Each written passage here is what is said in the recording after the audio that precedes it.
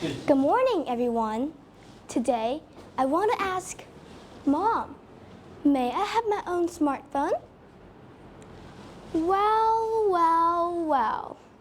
I don't see the need, and I've heard many friends of mine regretting giving smartphones to their children. They say smartphones do more harm than good, and they say smartphones are a waste of time. Alas, this dialogue has taken place quite often recently. I've been striving to earn myself a smartphone, but as you can tell, it seems like mission impossible.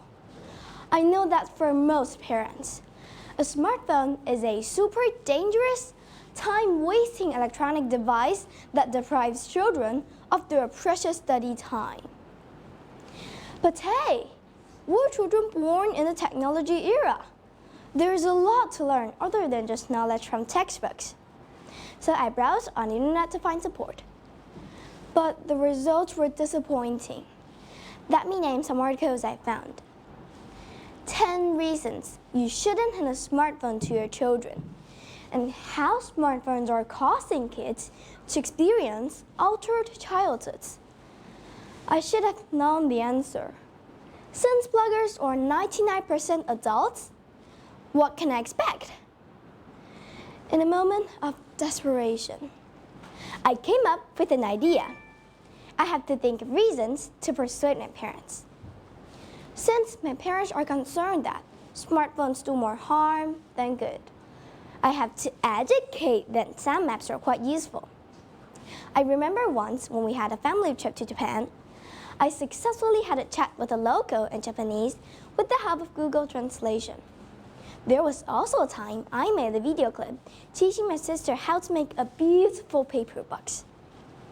If I hadn't learned to make use of the apps, how would I have made these happen? Life is full of possibilities. Who knows, one day, some scout may dig out my work on YouTube and turn me into a celebrity overnight.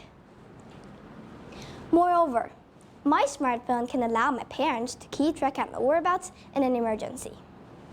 Suppose one day, I have to walk to school by myself and a creepy stalker tailing me and decide to kidnap the gorgeous me? Instead of crying my head off without anyone around, I could calmly send them a message from my hideout and they could come to my rescue. Besides, humans are social beings. How can they expect me to have active relationships with my classmates without knowing the hottest topic my friends are talking about in the line group? Many adults literally live on their smartphones. They can't stop glancing at the messages popping up on screen for fear that they might miss any rumors already spreading like wildfire. Us kids are the same. So this is what I'm going to say to my mom and dad. A smartphone is never a terrifying monster you should keep away from me. If I can be allowed to have one and be taught how to use it wisely and properly, I'm sure I can live up to your expectations and be a responsible smartphone user. Thank you for your listening.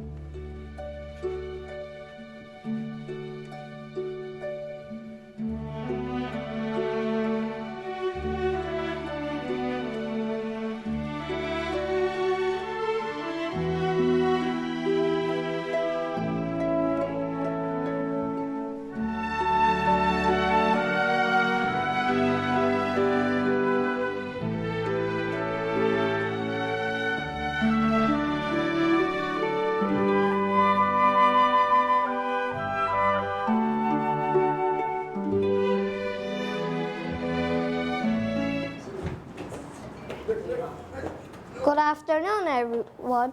I am Het. Today, my topic is if I were a teacher. If I were a teacher, let me think.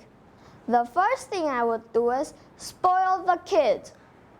I would see to it that there are always popsicles and ice cream for them to eat. The students won't have any homework and no exams. I'll give them all 100 marks in every test, so no parents will be able to compare. And there will be no stress, and the students will always be happy. I would give them the freedom to decide whether they want to attend class or not. The students will be able to watch movies in class if they don't want to study or go on field trips. Lastly, at the end of the day, we will dance like our lives depend on it. I am sure the students will enjoy this type of teaching and say, "Wow, this is the best teacher ever." Unfortunately, the school and parents have a totally different idea, and I won't be popular with them and will most probably be fired after my first month. What I really will do is make my students feel special every day by having a unique greeting for each of them to start every day. I would make the day up as I go and not teach from a lesson plan. I would ask the students what they want to learn about and find a way to make their standards fit their passion, not their passion fit the standards. I would have a conversation with the students on how they want to be assessed. We can't test everybody the same. It's like telling a group of animals they will be tested on how well they can climb a tree. Some can, some can't. I will teach them the skills on how to use the internet so that they can learn anything possible any time of the day. If they know how to use the internet, nothing can stop them from learning. I would make it a goal to ask more questions than answer every day. I would invite the world into our classroom and introduce our class to the world by introducing global education, by getting in touch with other students from around the world. We can learn how other people from other countries live and what and how the students learn at school. We can discuss what we are doing to overcome problems and motivate each other to become better citizens of the world. And lastly, we would all learn together, from each other and with each other. I think this will make me the best teacher ever. Thank you for listening.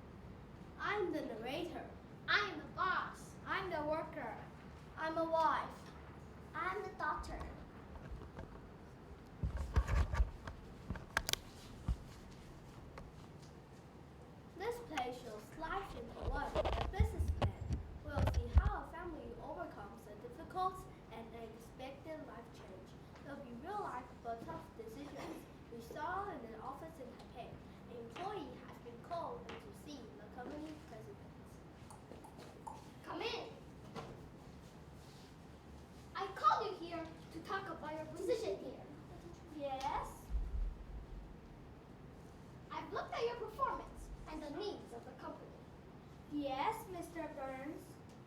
We no longer need your position here. I'm giving your responsibilities to someone else. So what does that mean for me? The government will help us if we set up a factory or research center in some other countries in the region. Okay, Mr. Burns. Then it's settled. You will lead our factory in India. You start there in 2 weeks. How am I going to get a visa or a flight in time? Bring your passport in tomorrow. Celine and HR will take care of everything. What about my wife and my kid? I had to ask them. Are you a man or a mouse? Okay, go ahead and ask. But this is your only chance. Take it or leave it. Let me know tomorrow.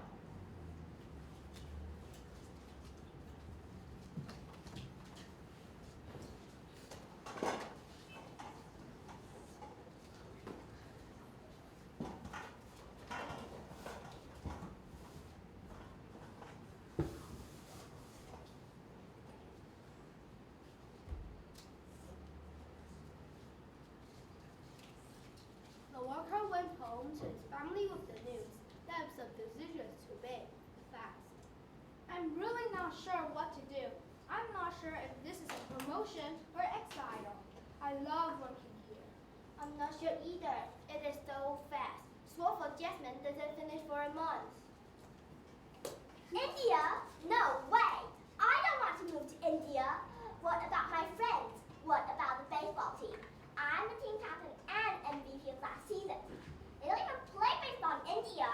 But they play cricket in India. They also use a bat and a ball. Cricket? Who cares about cricket? It sucks. I want to play baseball, and I won't have any friends if we go. I think Jasmine is right about not being able to play her favorite sport and losing his friend. I miss my friend and family also. My mother is not well, and I take turn looking after her with my sister.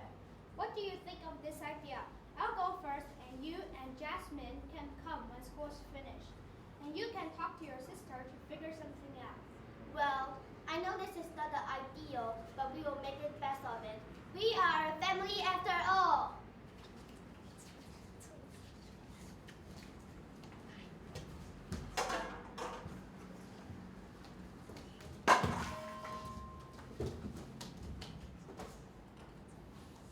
As we know, plans never keep up with change. A year later, the man is finally reunited with his family. We see them now at the airport.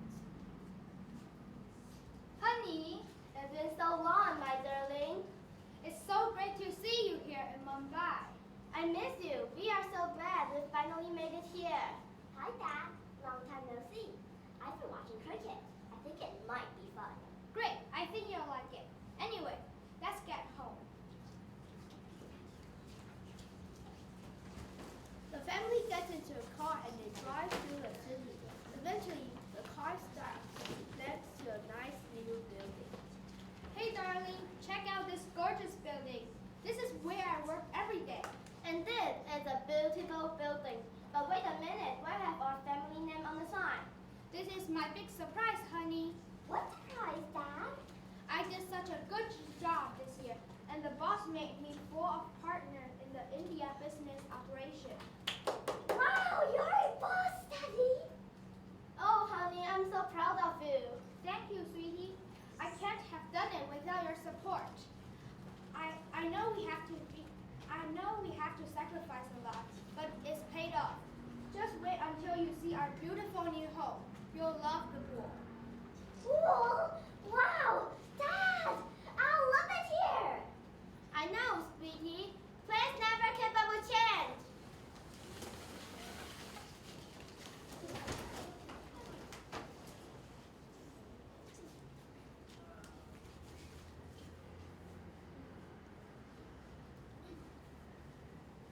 Bound.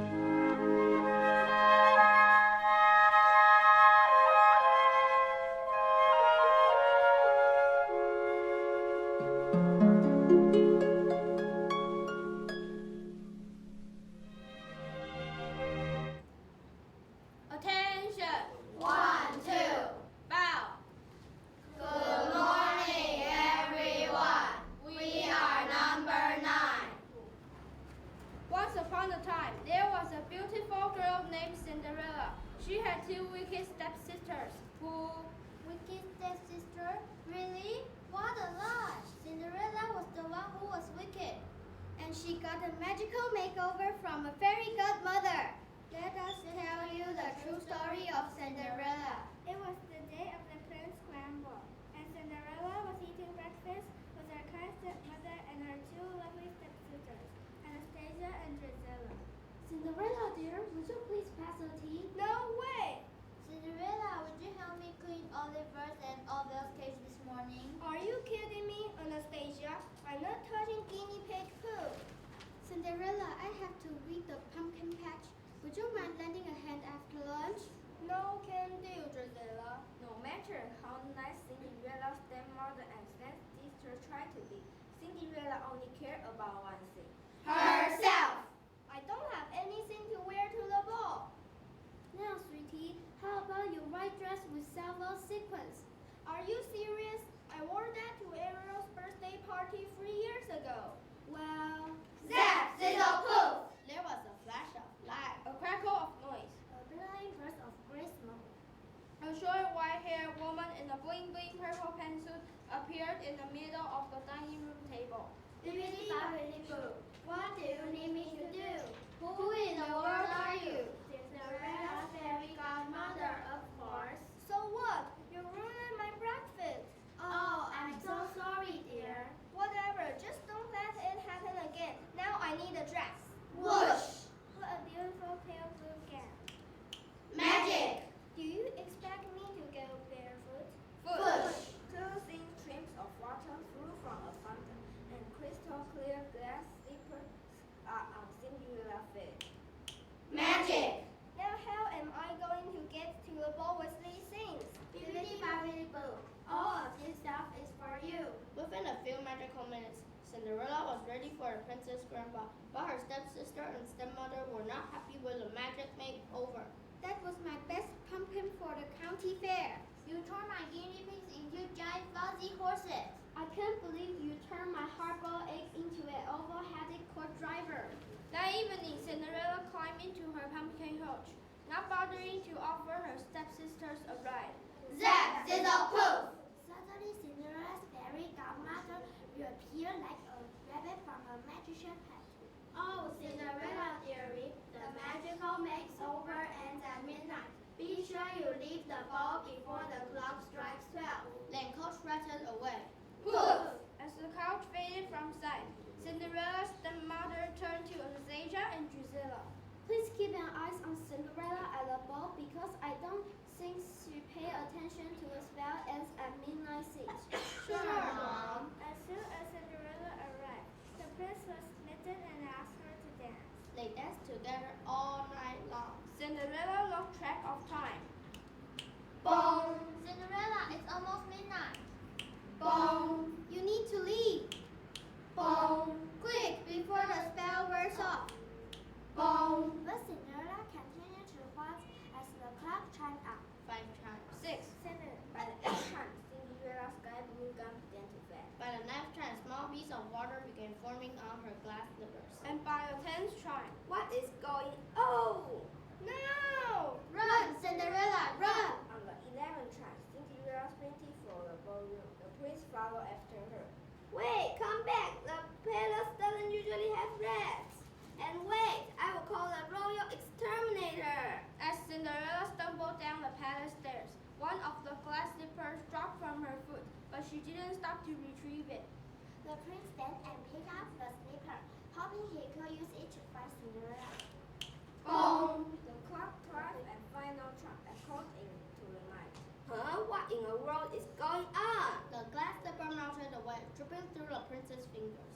The last thing the prince saw was Cinderella running barefoot down the dusty road. Dashing past a large pumpkin and a hard-boiled egg. Being Being chased chased by by 2 squiggling guinea pigs. And that is the true story of Cinderella. The end. Attention! 1, 2. Bow! Thank you, everyone. 老师一起上去，我们拍个。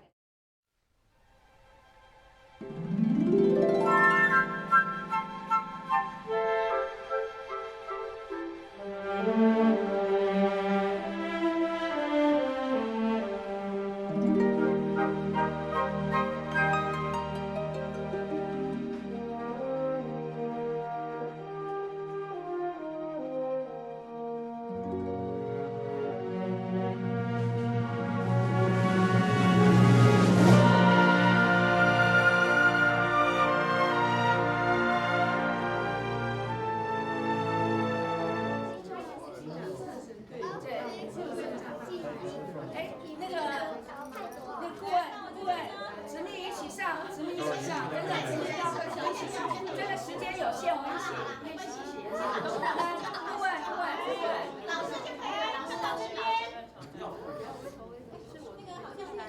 我人的头没合适。走起。看我这边。耶！好了，在哪？很痛哎。老师都没有了，我们两个我们切旁边，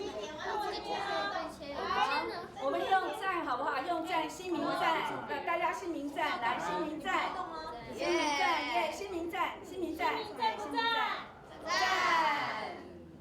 好，再一张哦。西瓜甜不甜？甜。 OK。好，谢谢小朋友。那个实力派校长有准备一个小礼物给大家哦，好，要给大家加油。